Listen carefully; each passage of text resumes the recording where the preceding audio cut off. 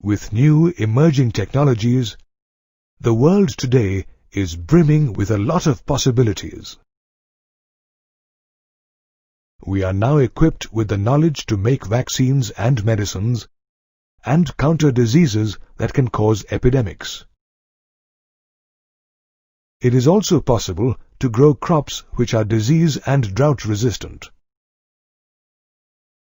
And the science which makes all this possible is called biotechnology.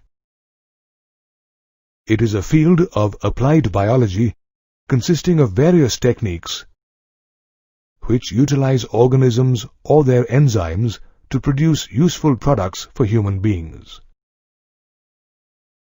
As a science, biotechnology differs from microbe-mediated processes such as the making of curd and cheese, because it uses genetically modified organisms and operates on a much larger scale.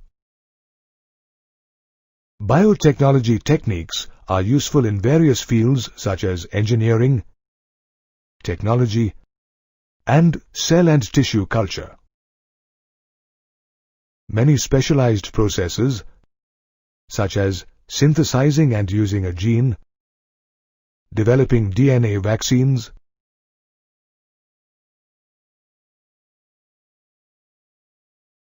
in vitro fertilization, and developing biofuels, all fall within the purview of biotechnology. Interestingly, human beings have been applying the techniques of biotechnology unknowingly for a very long time. For example, agriculture is the oldest biotechnological system used to create new products. Agriculture gave rise to the selection of high-yielding varieties to get a better crop and the use of specific organisms for fertilizers to restore nitrogen and control pests. However, the modern biotechnology arose from two core techniques, namely genetic engineering and chemical engineering processes. Genetic engineering is a specialized branch of science which involves the use of several techniques to modify the genetic material, that is, DNA and RNA of an organism. The changed genetic material is then introduced into the host organism to change its phenotype. On the other hand, chemical engineering processes deal with the application of physical sciences, life sciences, and mathematics to the process of converting chemicals into valuable forms. Biotechnology helps in the maintenance of a sterile environment by enabling the growth of only desired microbes in large quantities during chemical processes, while making antibiotics, vaccines, and enzymes. Let us now understand some of the principles of genetic engineering that have been used for biotechnology. Techniques such as gene cloning, recombinant DNA, and gene transfer help to isolate and select only desirable genes and avoid the transfer of undesirable genes in target organisms. This helps improve traditional hybridization procedures where undesirable genes often get included. Gene cloning refers to the production of a lineage of cells which contain one kind of DNA fragment of interest derived from a population of many kinds of DNA fragments. A DNA piece will not be able to multiply in the progeny cells of the host organism if it is transferred randomly.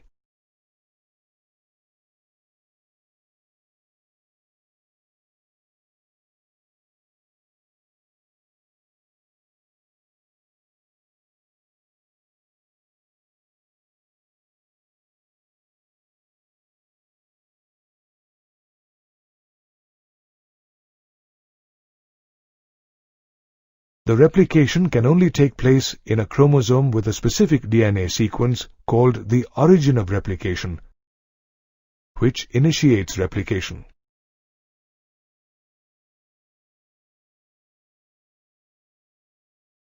Another genetic engineering technique is recombinant DNA.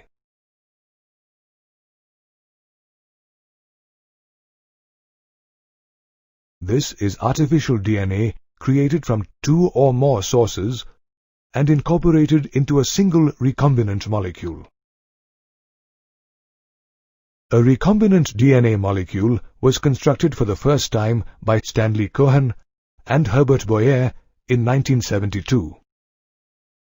Through the various experiments conducted by him, Boyer had confirmed about the useful properties of the restriction enzymes of the E. coli bacterium. The restriction enzymes helped in cutting out double-stranded or single-stranded DNA at specific locations, also known as the restriction sites. Boyer found out that the restriction enzymes could cut DNA strands in a particular fashion, which left the sticky ends on the strands. Stanley Cohen, on the other hand, had specialized in the study of small ringlets of DNA called plasmids, which float about freely in the cytoplasm of certain bacterial cells, such as E. coli. These plasmids also replicate independently from the coding strand of DNA. Cohen had developed the method of removing these plasmids from the cell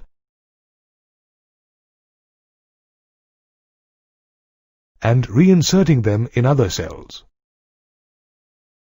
Stanley Cohen and Herbert Boyer combined their processes, and thus the first DNA recombinant molecule was constructed. They inserted the gene that encodes for antibiotic resistance into a native plasmid of Salmonella typhimurium. They isolated the antibiotic resistance gene by cutting out a piece of DNA from a plasmid which was responsible for this genetic trait. This process of cutting out DNA at specific locations was facilitated by restriction enzymes. In this experiment, the plasmid DNA acted as vector to transfer the DNA piece attached to it. The antibiotic resistance gene was linked with the plasmid vector with the help of enzyme DNA ligase, which joined the ends of the cut DNA molecules.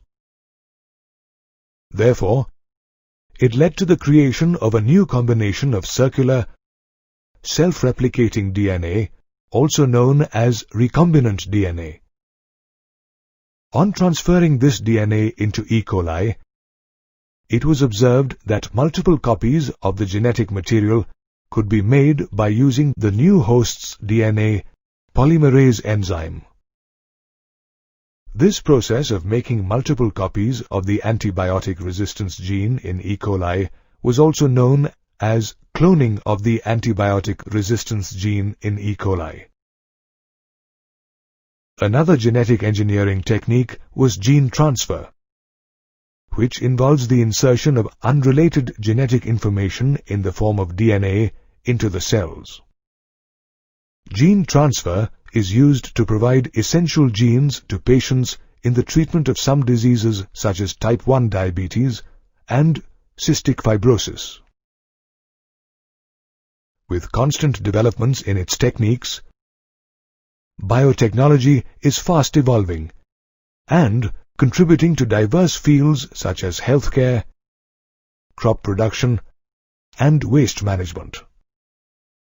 The construction of recombinant DNA molecules is a very sophisticated scientific technique involving the use of several key tools, one of which is restriction enzymes. These enzymes are isolated from bacteria that recognize specific sequences in DNA. Then, they are used to cut the DNA to produce restriction fragments. Restriction enzymes are assumed to provide a defense mechanism against several deadly viruses such as bacteriophages. They belong to a higher class of enzymes called nucleases, which have the ability to cleave the phosphodiester bonds between the nucleotide subunits of nucleic acids. The nucleases are categorized as exonucleases and endonucleases. Exonucleases remove nucleotides from the end of the polynucleotide chain. They hydrolyze phosphodiester bonds of terminal nucleotides, while endonucleases cut the DNA at specific points and are thus known as molecular scissors. Let's study how restriction endonuclease was discovered. In 1963, scientists Stuart Lynn and Werner Aber were successful in isolating the enzymes responsible for restricting the growth of bacteriophage in E. coli. One of these enzymes methylated the host DNA, while the other cut the foreign DNA. The second enzyme was called restriction endonuclease. Thereafter, in 1968, scientists H. O. Smith, K. W. Wilcox, and T. J. Kelly, while working on Haemophilus influenzae, isolated an enzyme called HindII. HindII was the first restriction endonuclease whose functioning depended on a specific DNA nucleotide sequence. It was observed that HindII always cut DNA molecules at a particular point by recognizing the position of the 6 base pairs. Therefore, the specific base sequence is also known as the recognition sequence for HindII. Today, more than 900 restriction enzymes have been isolated from around 230 strains of bacteria, each of which recognizes different recognition sequences. Restriction enzymes are named using a specific convention. Let's take the example of restriction enzyme EcoR1, which is derived from the bacteria Escherichia coli. The first letter of the name, E, is derived from the genus, while the next 2 letters, CO, come from the species of the prokaryotic cell from which these genes were isolated. R refers to the strain, while the Roman number indicates the order in which the enzyme was isolated from the strain of bacteria. Restriction endonuclease plays a crucial role in the construction of the recombinant DNA molecule. It recognizes a specific recognition sequence, so it binds to the DNA and cuts the double-stranded DNA helix at specific points on its sugar phosphate backbones. The specific recognition sequence actually identifies a palindrome in the DNA. Observe that the following sequence reads the same on the 2 DNA strands in 5' to 3' direction and vice versa. In a palindrome, the base sequence of the second half in the DNA strand represents the mirror image of the base sequence in the first half.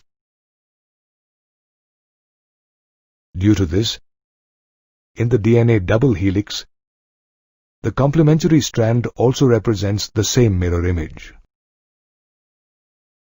Restriction endonucleases cut the DNA strand slightly away from the center of the palindrome sites. However, this cut is between the same 2 bases on the opposite DNA strands. As a result, single-stranded portions are left at the ends.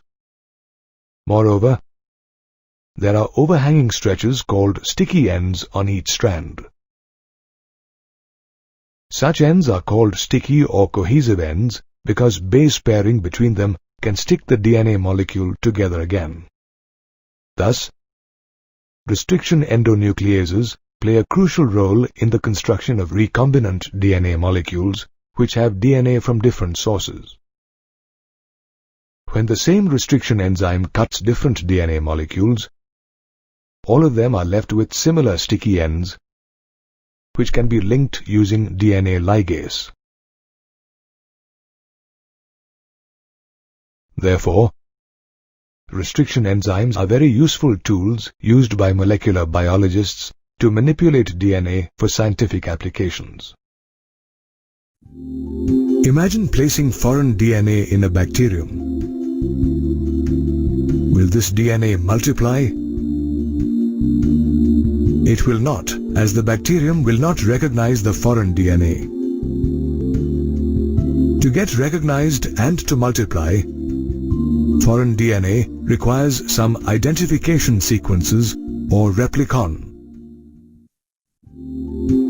These identification sequences are provided by a cloning vector. It is a DNA molecule which has an origin of replication and is capable of replicating in a bacterial cell.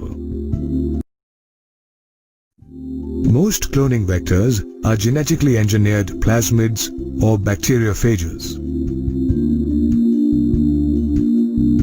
Typically, the number of bacteriophages per cell is quite high.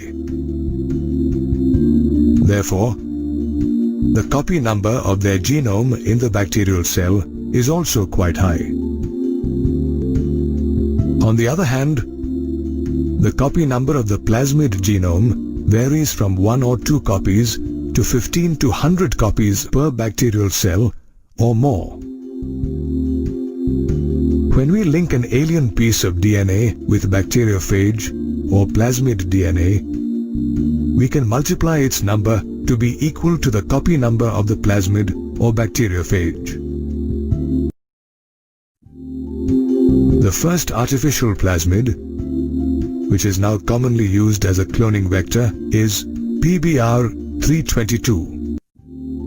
It was created in 1977 and was named after its Mexican creators, Bolivar and Rodriguez. Let us now review the main features that facilitate cloning into a vector such as PBR322. These features are origin of replication, selectable markers, and cloning sites. The origin of replication, or ORI, is a sequence of DNA at which replication gets initiated in a plasmid. When a DNA piece is linked to this sequence, it can be made to replicate within the host cells.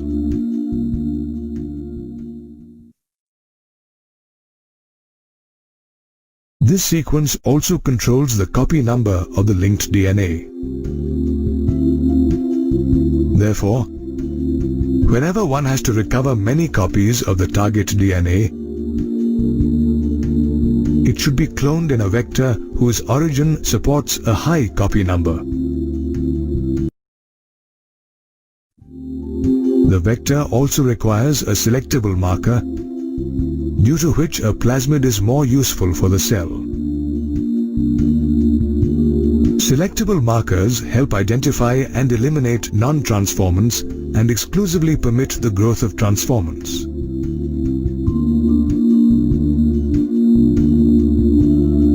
For example, in E. coli, the genes encoding resistance to various antibiotics such as ampicillin, chloramphenicol, tetracycline, or kanamycin are used as selectable markers. Another important feature of a cloning vector is a cloning site, which is an artificially constructed region within a vector molecule containing a number of closely spaced recognition sequences. These sequences or recognition sites can recognize several restriction enzymes, and therefore the vector can be used to clone a variety of DNA samples. However, the presence of more than one recognition site may lead to complications in gene cloning. In the cloning vector, BBR322, the ligation of alien DNA is also carried out at a restriction site present in any one of the two antibiotic resistance genes, which are ampicillin and tetracycline. Let's take the example of foreign DNA, which can be ligated at the BAM-H1 site of the tetracycline resistance gene. When foreign DNA is ligated at the BAM-H1 site, it disrupts the tetracycline gene, and consequently, the recombinant plasmids will lose tetracycline resistance.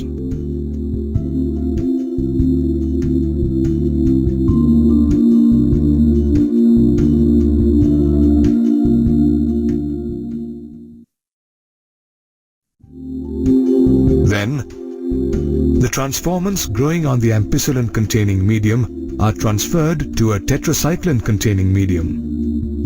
In the tetracycline medium, there is no growth of transformants.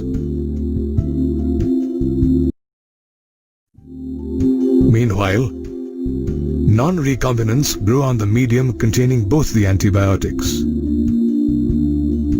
Therefore, while one antibiotic resistance gene helps select the transformants, the other one gets inactivated due to insertion, thereby helping in the selection of recombinants. The selection of recombinants due to inactivation is a difficult procedure. Therefore, different selectable markers have been developed which can differentiate between recombinant and non-recombinants by producing a color in the presence of a chromogenic substrate. For example, when a fragment of DNA is inserted in the middle of the coding sequence of an enzyme beta-galactosidase, it results in the inactivation of a beta-galactosidase gene. Due to the addition of extra codes, any future products from the inactivated gene will not work.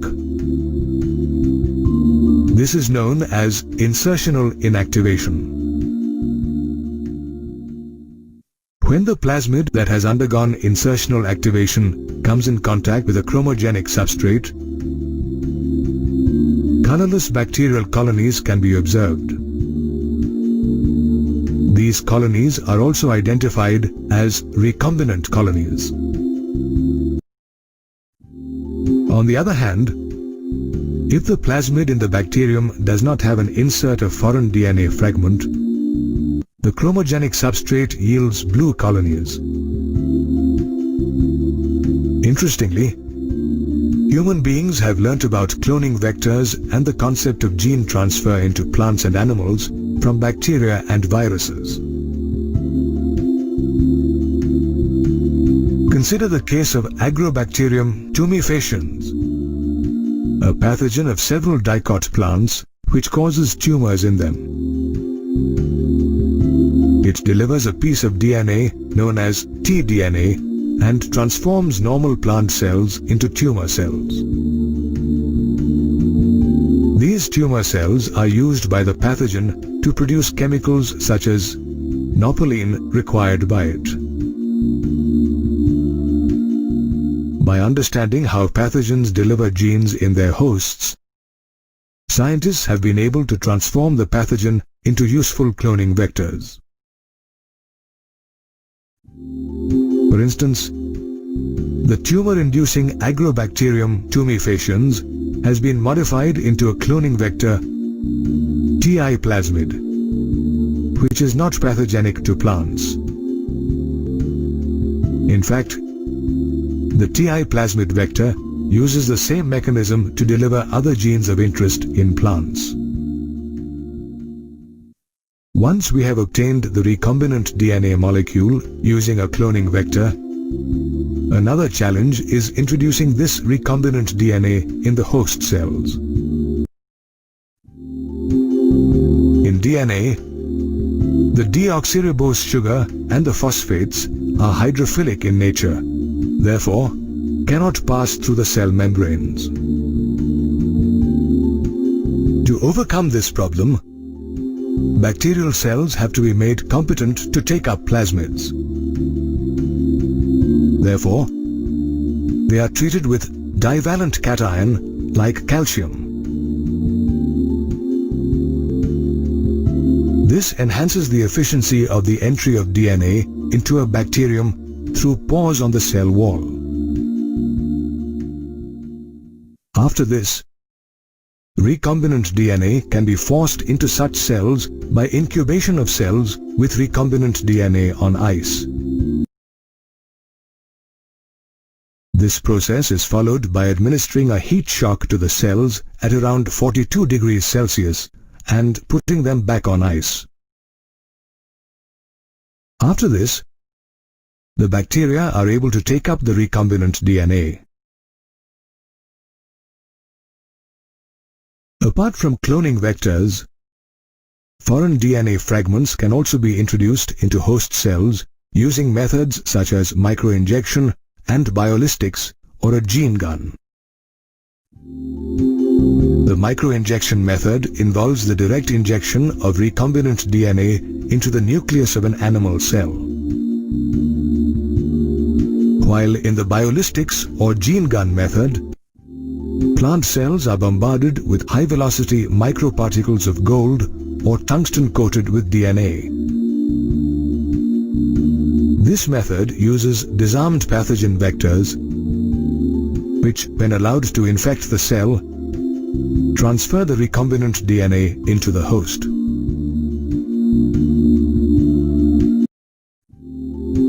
The use of cloning vectors and methods such as microinjection and biolistics are crucial in genetic engineering as they help create genes of human and scientific interest. Recombinant DNA technology has gained paramount importance in the 21st century. In times when agriculture is faced with challenges such as drought, diseased crops, and poor yield, this technology has a vital role to play in developing better crops.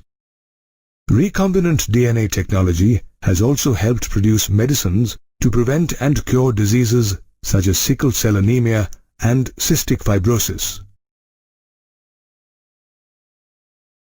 Recombinant DNA technology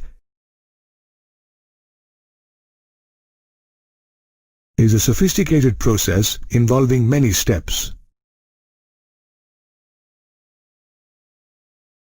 In order of sequence, these steps are isolation of genetic material or DNA, fragmentation of DNA by restriction endonucleases, amplification of the gene of interest, insertion of recombinant DNA into a host cell or organism, obtaining the foreign gene product, and downstream processing. Let us understand the processes that help carry out the first three steps successfully. The genetic material in most organisms comprises DNA. In recombinant DNA technology, the first step is to select and isolate the piece of DNA of interest to be inserted into a cloning vector. Then, this piece of DNA is cut using restriction enzymes. To cut with restriction enzymes, the DNA should be in a pure form. That is, it should be free of macromolecules. To obtain DNA, a sample of cells is generally blended or ground thoroughly. This helps separate the cells from each other. Now, in order to isolate DNA, enzymes such as lysozyme, cellulase, and chitinase are used to treat bacterial cells, plant cells, and fungal cells respectively. DNA is enclosed in the cell membranes along with macromolecules such as RNA lipids, polysaccharides, and proteins. Genes are located on long chains of DNA which are intertwined with proteins such as histones. These proteins can be removed by treating them with protease, an enzyme used to break down proteins. On the other hand, RNA can be removed by treating it with ribonuclease. Similarly, other molecules can be removed using specific treatments. Finally, after the addition of chilled ethanol, DNA is isolated as a precipitate. This extracted DNA can be collected using a method called spooling. After isolation of DNA, in the next stage, restriction enzymes are used to cut the purified DNA molecules at specific locations. This cutting results in DNA fragmentation. The fragmented DNA can be separated according to its molecular weight by using a technique known as gel electrophoresis. It is employed to check the progression of restriction enzyme digestion. Typically, the gels used in this process are prepared using agarose. DNA molecules are separated across a pan of gel motivated by an electrical current. Activated electrodes located at either end of the gel chamber produce an electric field. Since DNA is a negatively charged molecule, due to the presence of phosphate groups, it moves towards the positive pole. The separation of fragments occurs according to each fragment's properties, which determine how fast the electric field can move the molecules across the gel. The bigger the DNA fragment, the slower it moves towards the positive pole. Therefore, smaller fragments reach the bottom of the gel first. The separated DNA fragments on the gel can be seen only after staining the DNA with ethidium bromide. Now, the separated DNA bands are cut from the agarose gel and extracted from the gel piece. This step is called cution or elution. Stained agarose gel with DNA fragments can be seen under the UV light chamber. Later, the cutout piece of the source DNA or the foreign DNA fragment and the cut plasmid DNA are joined with the help of enzyme DNA ligase. Scientists need a significant number of DNA samples for molecular and genetic studies. Therefore, the next step is the amplification of the gene of interest. The extracted DNA sample can be amplified or used to make multiple copies by using a technique known as polymerase chain reaction or PCR. The PCR technique was developed by Carrie B. Mullis, who was awarded the Nobel Prize for Chemistry in 1993. PCR has 3 steps: denaturation, primer annealing, and extension of primers. In the first step, the isolated or extracted target DNA segment to be amplified is heated to 95 degrees centigrade for denaturation. This leads to the separation of 2 single strands.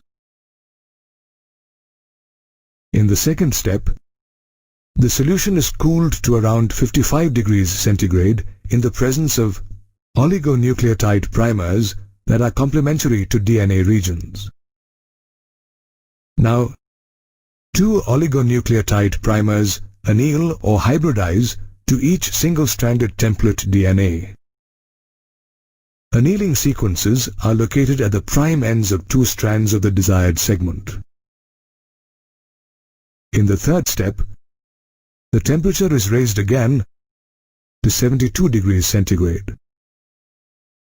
Now an enzyme called Taq polymerase is used to build 2 new strands of DNA using the original strands as templates.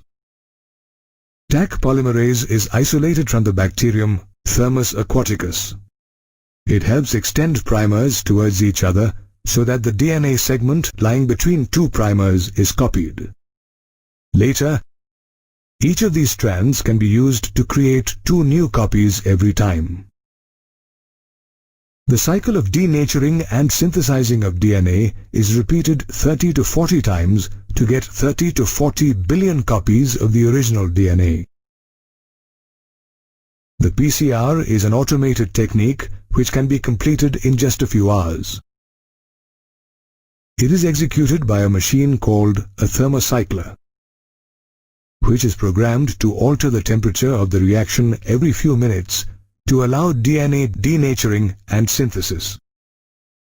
These first three steps, isolation of DNA, fragmentation by restriction endonuclease, and amplification of gene of interest, are important steps in recombinant DNA technology that are carried out using specific techniques.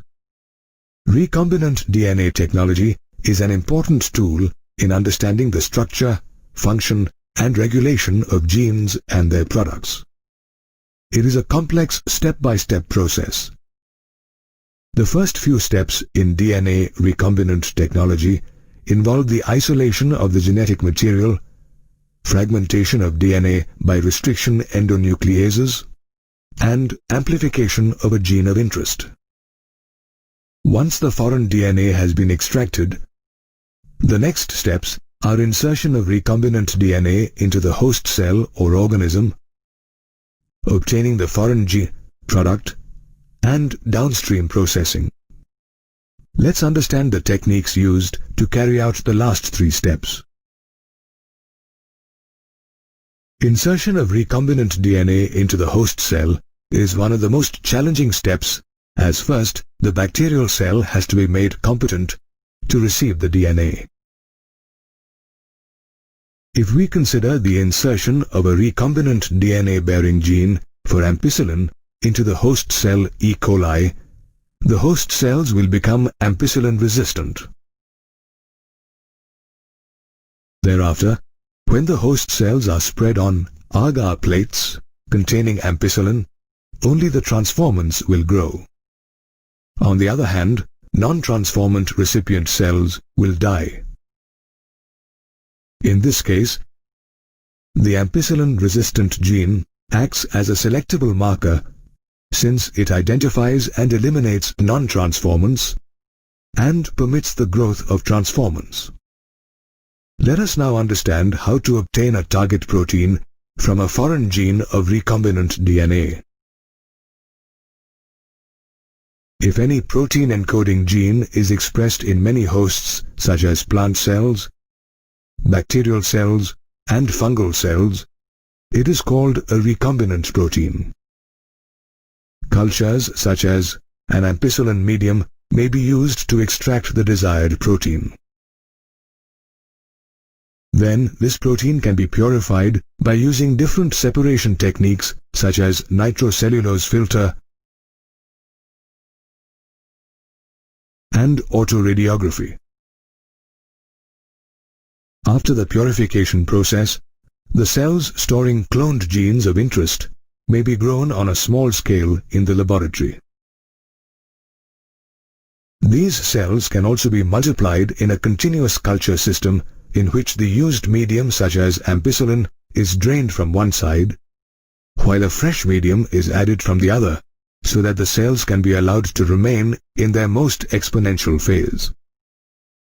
Therefore, a continuous culturing system produces a large number of cells with recombinant DNA or biomass, which results in higher yields of the desired protein.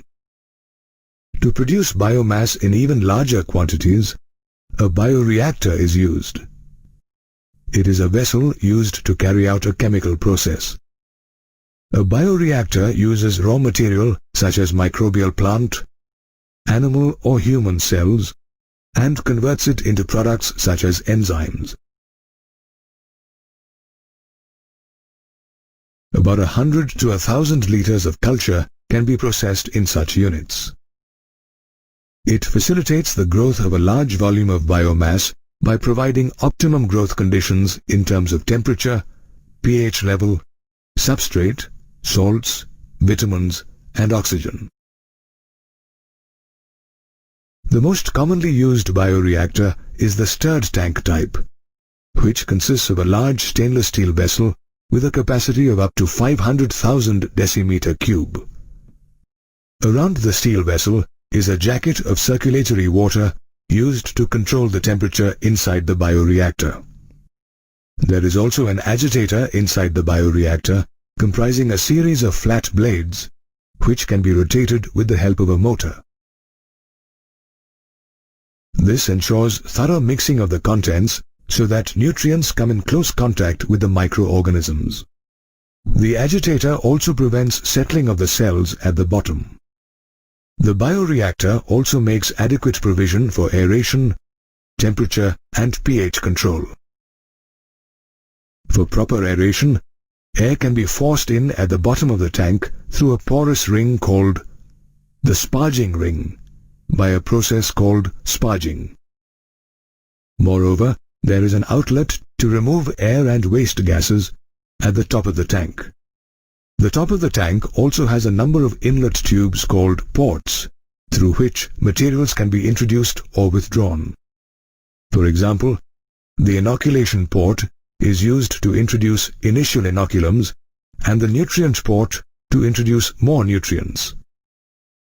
Similarly, the antifoam port is used to introduce antifoaming agents, while the pH port to introduce acids or alkalis to maintain optimal pH. At the base of the tank, there is a harvest line to extract the culture medium and microbial products. Another type of bioreactor is the one with a sparged stirred tank. Sterile air bubbles are sparged through this reactor, which increases the surface area for oxygen transfer.